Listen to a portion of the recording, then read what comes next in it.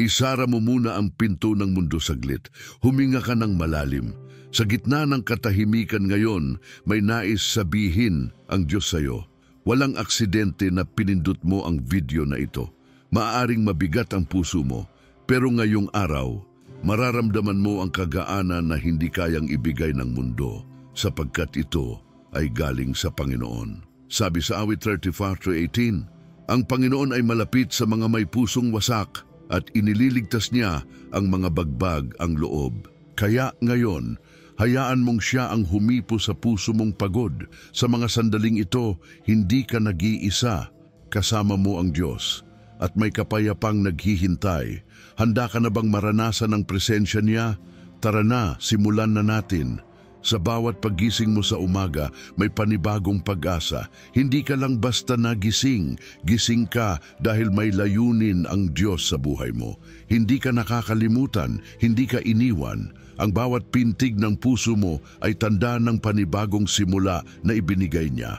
Alam ng Panginoon ang bawat hakbang mo at sa araw na ito nais kanyang bigyan ng kapahingahan. Hindi dahil pagod ka, kundi dahil mahal ka niya.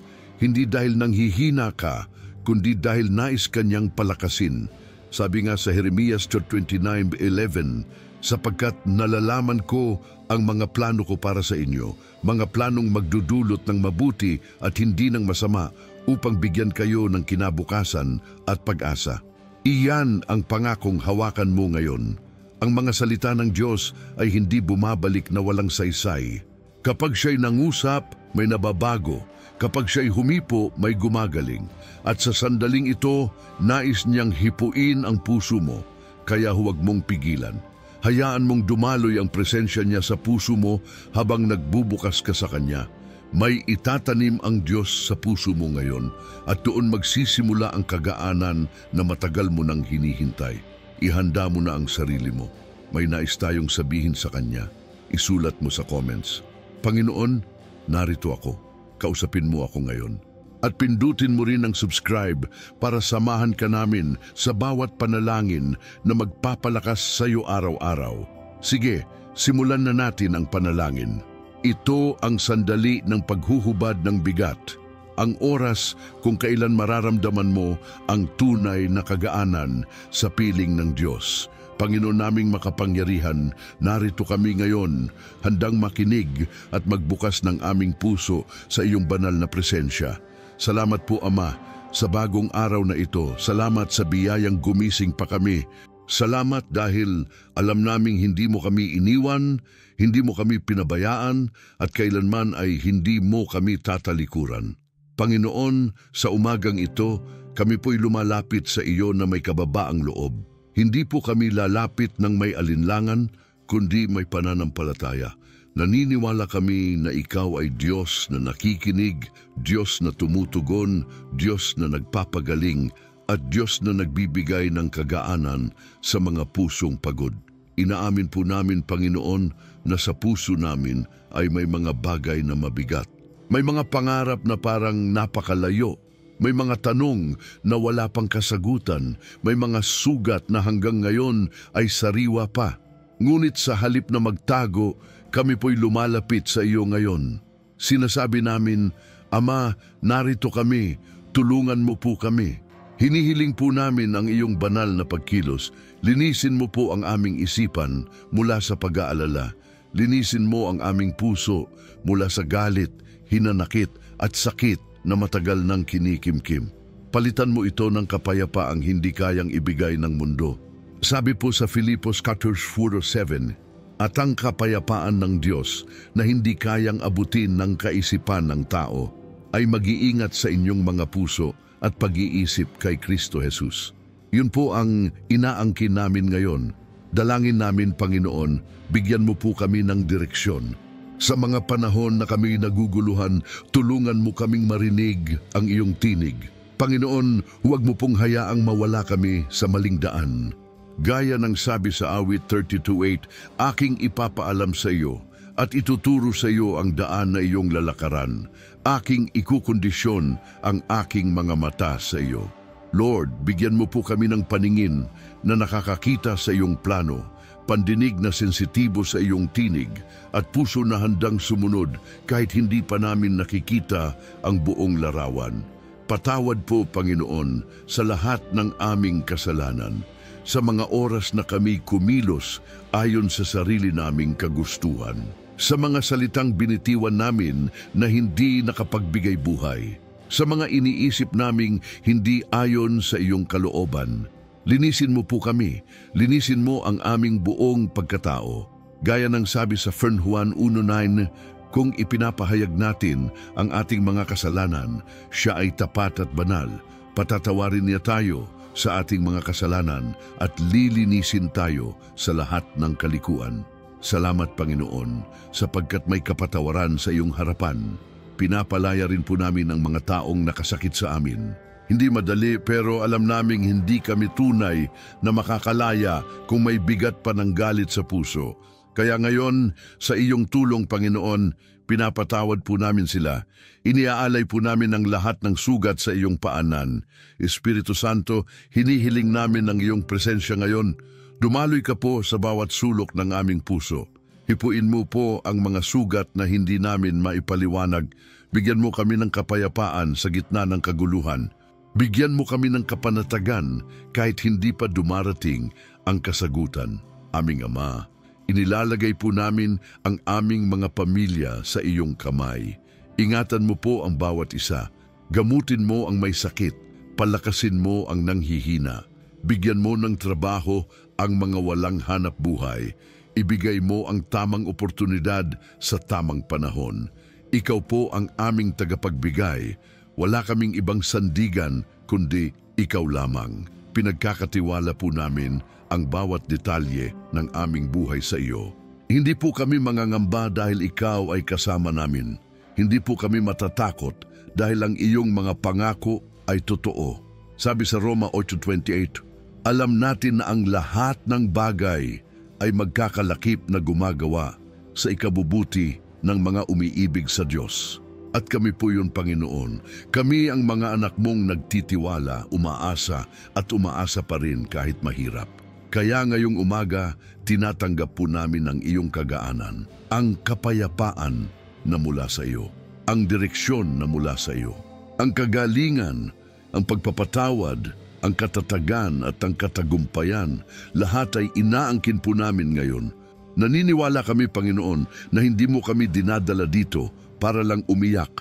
Dinadala mo kami dito para maranasan ang pagbabagong ikaw lang ang makakapagbigay. Maraming salamat po, Panginoon. Tunay na ikaw ay tapat. Tunay na ikaw ay mabuti. Tunay na ikaw ay Diyos na buhay at kumikilos sa aming kalagitnaan. Kaya ngayon, Panginoon, buong puso naming sinasabi, salamat. Salamat po sa kapayapaang dumarating ngayon. Salamat po sa katotohanang hindi kami kailanman nag-iisa. Sa pangalan ni Jesus, kami po ay nananalangin at sabay-sabay po naming sinasambit, Amen. Ngayon, pakiramdam mo ba? May gumaan ba sa loob mo? Iyon ang presensya ng Diyos. Huwag mo yang bitawan. Patuloy kang lumapit, patuloy kang makinig, patuloy kang maniwala. At kung naramdaman mo rin ang ginhawang ito, mag-comment ka ng salamat Panginoon sa kapayapaan o Panginoon, narinig ko po kayo. Isulat mo ang pangalan ng taong gusto mong ipanalangin. Pwede mo ring ilagay ang pangarap mo at sabay-sabay nating ipanalangin yan sa susunod. Huwag mong kalimutang mag-subscribe para mas marami pang panalangin ang makarating sa puso mo. Ang susunod na maririnig mo, maaring maging sagot na matagal mo nang hinihintay. Alam mo, habang nanalangin tayo kanina, napaisip ako sa kwento ng isang lingkod ng Diyos na dumaan din sa bigat ng loob at pagod sa kaluluwa. Isang kwento na paulit-ulit na nagbibigay ng pag-asa sa mga katulad nating tao, si Propetang Elias. Si Elias ay isang makapangyarihang propeta.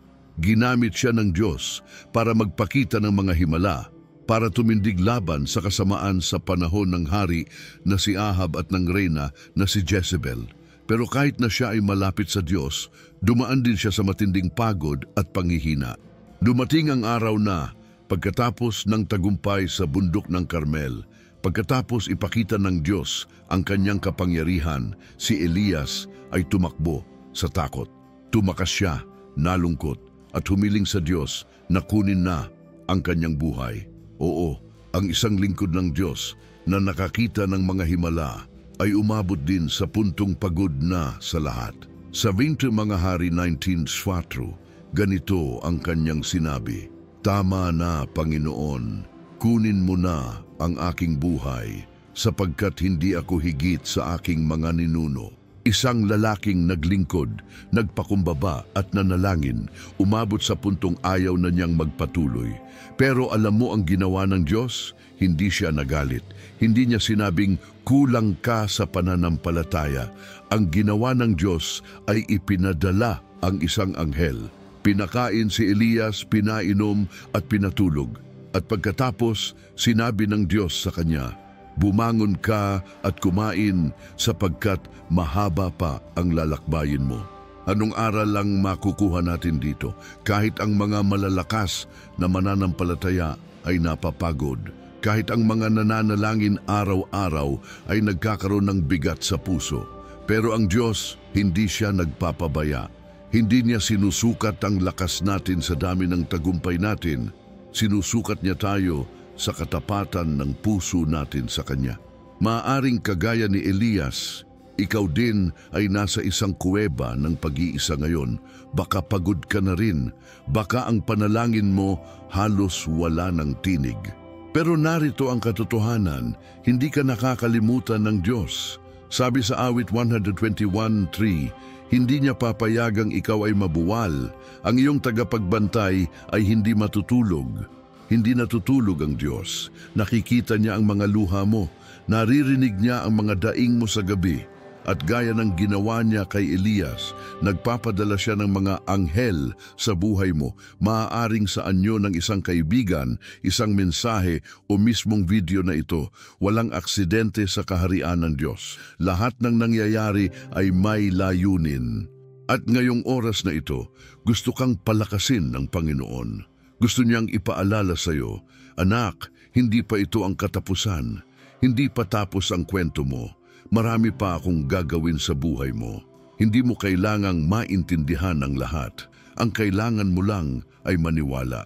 Hindi mo kailangang makita agad ang sagot. Ang kailangan mo lang ay magpatuloy." Gaya ng sinabi sa Hebreo 11:1, ang pananampalataya ay pagtitiwala sa mga bagay na inaasahan, katiyakan sa mga bagay na hindi nakikita. At oo, ang pananampalatayang iyan ay nasa puso mo ngayon. Buhay pa yan, kaya huwag mo yang hayaang mamatay. Ang Diyos ay Diyos ng muling pagsisimula. Maaaring may mga plano kang hindi natuloy, mga pangarap na parang nawala, pero hindi iyon ang wakas. Minsan, binabasag ng Diyos ang mga plano natin para ilagay niya ang mas maganda. Minsan, tinatanggal niya ang mga bagay na akala natin ay kailangan natin para palitan ng mas dakilang bagay na para talaga sa atin.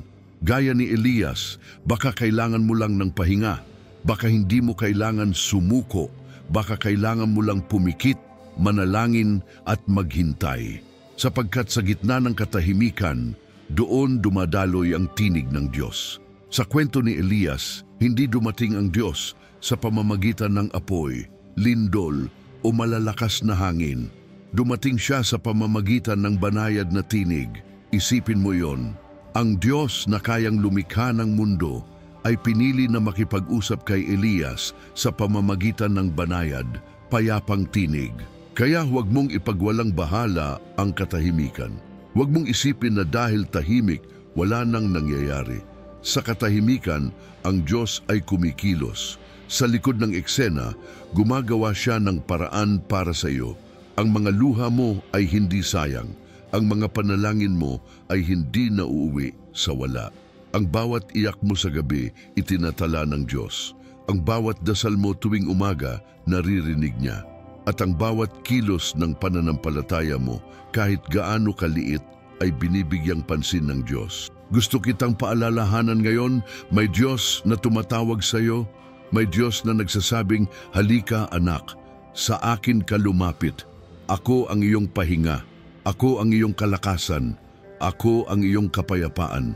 Kung ngayon ay nararamdaman mong para kang si Elias, pagod, nalulungkot o hindi sigurado, marahil ito ang mensaheng matagal mo nang hinihintay.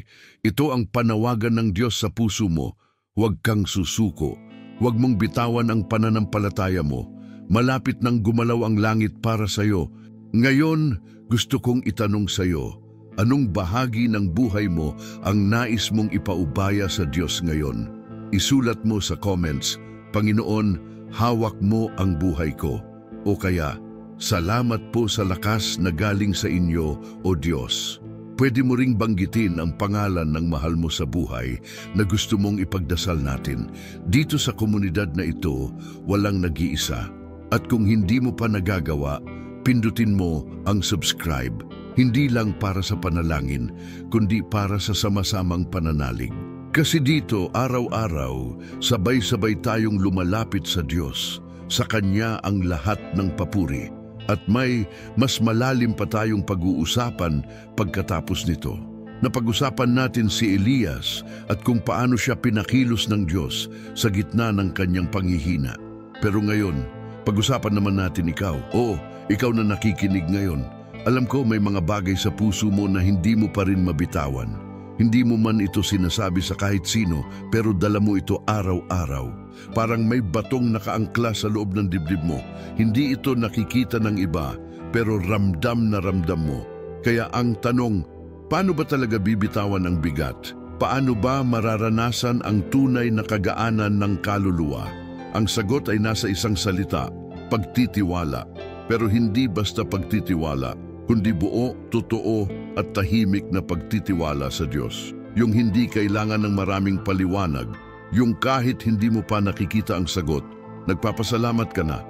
Kahit wala pa ang himala, nagsasabi ka na ng, "Salamat, Panginoon, alam kong kumikilos ka." Minsan ang nagpapabigat sa atin ay hindi ang problema mismo, kundi ang patuloy na pagkalkal sa paano at kailan. Pero tandaan mo, ang pananampalataya ay hindi tungkol sa kung gaano mo nauunawaan ang plano ng Diyos. Ito ay tungkol sa kung gaano ka nagtitiwala kahit wala ka pang nakikita.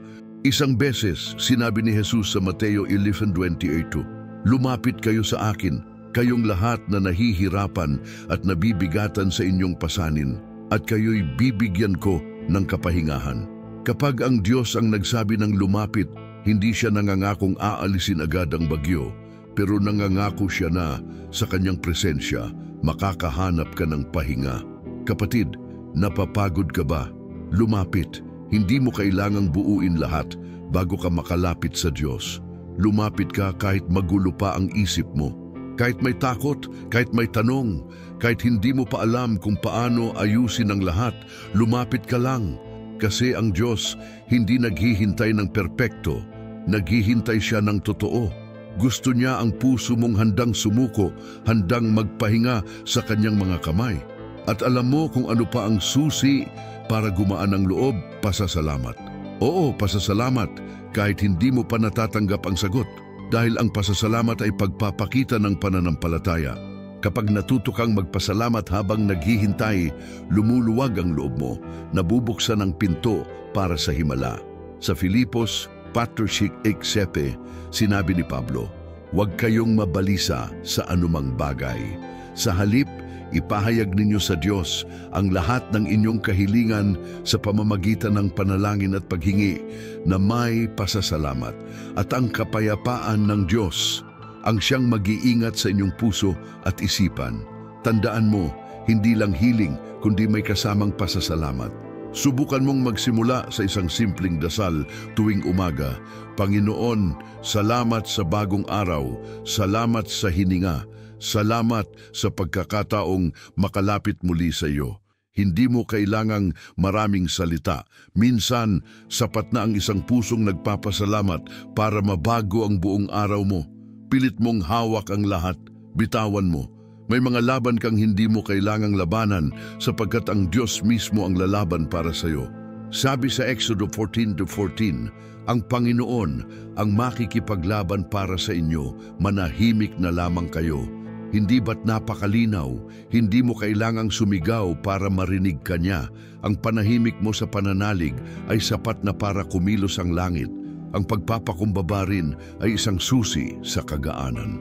Kapag natutunan mong ipagkatiwala ang bawat hakbang sa Diyos, hindi mo na kailangan dalhin lahat sa sarili mong lakas. Sabi nga sa Kawikaan 3:5, magtiwala ka sa Panginoon ng buong puso at huwag kang manalig sa iyong sariling karunungan. Sa lahat ng iyong mga lakad ay kilalanin mo siya at itutuwid niya ang iyong mga landas. Iyan ang pangakong hawakan mo. Kahit madilim pa ang daan, kahit mabagal ang progreso, hindi ka nag-iisa. Ang Diyos ay gumagabay. Sa bawat paghinga mo, may plano siya. Sa bawat luha mo, may dahilan siya. Sa bawat panalangin mo, may tugon siya. Maaaring hindi agad, pero siguradong darating sa tamang oras. Ngayong naririnig mo ito, marahil ito na ang senyalis mo. Baka ito na ang mensaheng hinihintay mong marinig. Bitawan mo na ang hindi mo kontrolado. Bitawan mo na ang galit, ang sakit, ang pag-aalala. Dahil habang hawak mo yan, hindi mo kayang hawakan ang kapayapaang inihahanda ng Diyos para sa iyo. Kaya sa araw na ito, sabay-sabay nating sabihin, Panginoon, tinatanggap ko ang iyong kapayapaan. Tinatanggap ko ang kagaanan. Salamat dahil hindi ko kailangang magpanggap na malakas. Sapat na nandyan ka. Ngayon, bago tayo magtapos sa bahaging ito ng video, gusto kong marinig ka. Isulat mo sa comments, Panginoon, ikaw ang kapayapaan ko. O pwede mo ring sabihin, salamat po sa kagaanang dumarating. Maaari mong banggitin ang isa mong pinagdaraanan, isang bagay na gusto mong bitawan ngayon. Kami dito naniniwala na kapag sama-sama tayong nananalangin, gumagalaw ang langit. At kung nais mo pang mas maraming panalangin na makakatulong sa iyong espiritual na lakad, pindutin mo na ang subscribe. Hindi ka nag-iisa, may pamilya ka rito, mga kapatid sa pananampalataya na handang ipanalangin ka. Handa ka na ba para sa susunod na hakbang? May gustong sabihin ang Diyos pa sa iyo. Kapag ang puso mo ay punong-puno ng pananampalataya, lumiliwanag ang daan kahit madilim pa ang paligid. Hindi man agad nawawala ang problema, pero may kapayapaang dumarating na parang sinasabi ng Diyos, Anak, kasama mo ako, hindi ka nag-iisa. At minsan, iyan lang ang kailangan natin, ang katiyakang may Diyos na kumikilos sa tahimik. Pero para tuluyang maranasan ang kagaanan, kailangan natin iwan ang isang napakabigat na bagay na madalas hindi natin napapansin, ang hindi pagpapatawad. Oo, minsan hindi natin namamalayan, pero ang pagkakapit sa sakit, sa hinanakit, sa galit sa ibang tao, iyan ang pumipigil sa kapayapaan ng Diyos na dumaloy sa buhay natin.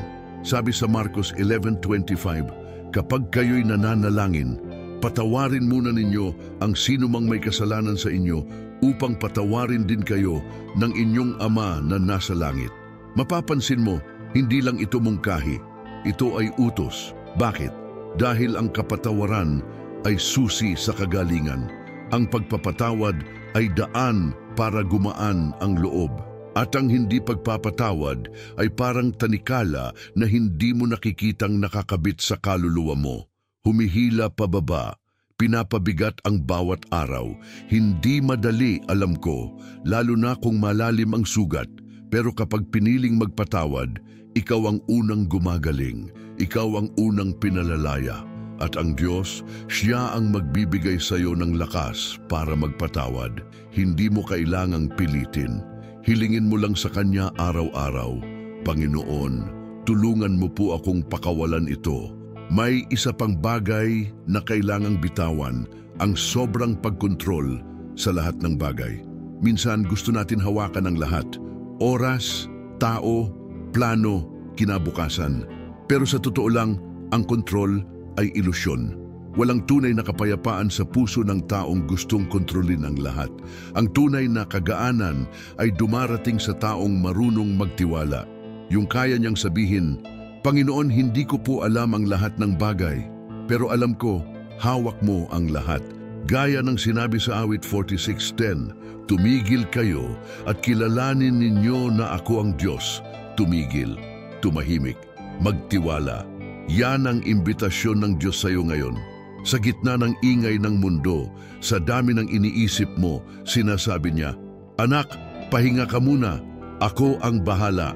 Ngayon gusto kitang tanungin, kailan ka huling nagpasalamat ng taos puso?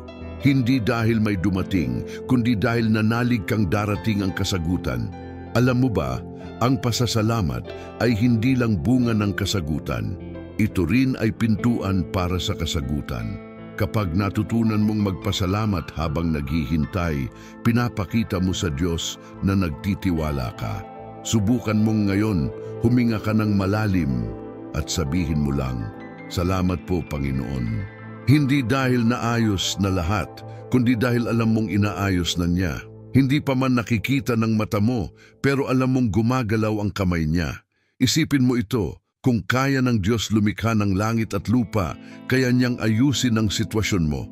Kung kaya niyang palakarin ang bulag, buhayin muli ang patay, kaya niyang buhayin ang panibagong pag-asa sa puso mong napagod. Kaya niyang ayusin ang relasyon na nasira, kaya niyang baguhin ang taong akala mo wala ng pag-asa.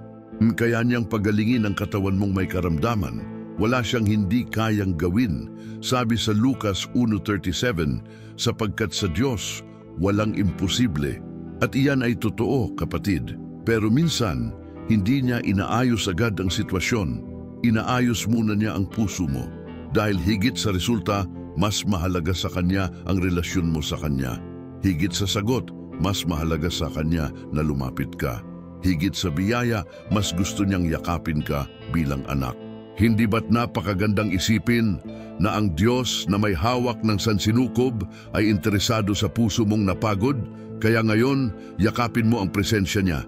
Damhin mo ang katahimikan ng Kanyang yakap. Hayaan mong siya ang magsabi, anak, hindi mo kailangang kayanin mag-isa. Ako ang lakas mo. Sa oras na ito, gusto kitang anyayahan sa isang simpleng panalangin. Panginoon, tinatanggap ko po ang kagaanang galing sa iyo. Linisin mo po ako sa galit, sa takot, sa pangambang hindi ko na kaya. Palitan mo ito ng kapayapaan. Palitan mo ito ng liwanag. At habang sinasabi mo iyan, tandaan mo, walang panalangin ang nawawala sa hangin. Lahat ay umaabot sa trono ng Diyos. Ang bawat bulong ng puso mo naririnig niya at ang bawat piraso ng buhay mo kaya niyang buuing muli. Ngayon gusto kong marinig ang tinig ng pananampalataya mo. Mag-comment ka ng, Panginoon, tinatanggap ko ang kagaanan.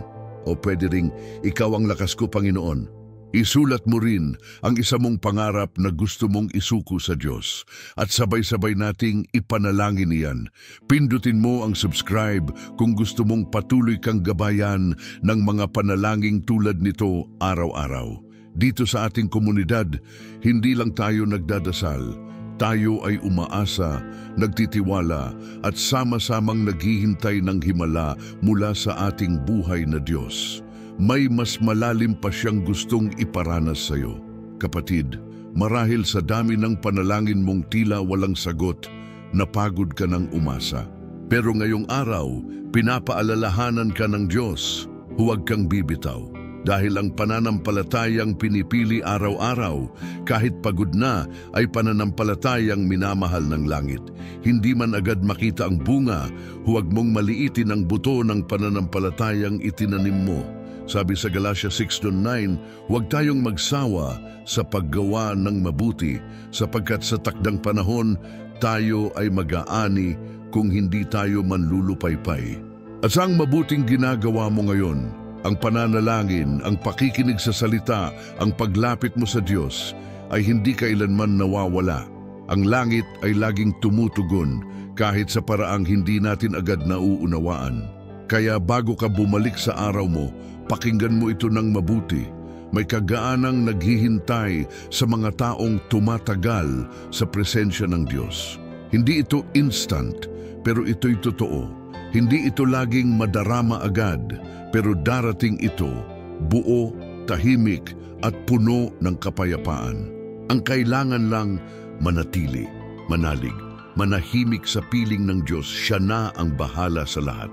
Sa sandaling ito, sabihin mo sa puso mo, hindi ako aalis sa presensya ng Diyos. Dito ako magpapahinga, dito ako hihinga ng malalim, dito ako muling tatayo.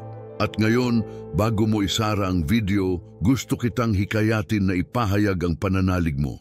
Isulat sa comments ang salitang, "Ako ay magaan na, salamat sa iyo, Panginoon." O kung may laman ng puso mo, isang panalangin, isang pangarap o pangalan ng mahal sa buhay, ilagay mo sa comments. Sama-sama nating ipanalangin yan. At huwag mong kalimutang pindutin ang subscribe. Hindi lang ito channel, ito ay tahanan ng panalangin. Araw-araw may mensahe ang Diyos para sa iyo dito. At ngayon, may isa pang video na nandyan na sa screen. Yan ang susunod mong hakbang dahil may bagong paalala ang Panginoon. Huwag mong palalampasin, magkita tayong muli. Patuloy kang manalangin, patuloy kang maghintay, at patuloy kang maniwala dahil ang Diyos ay tapat kahapon, ngayon, at magpakailanman.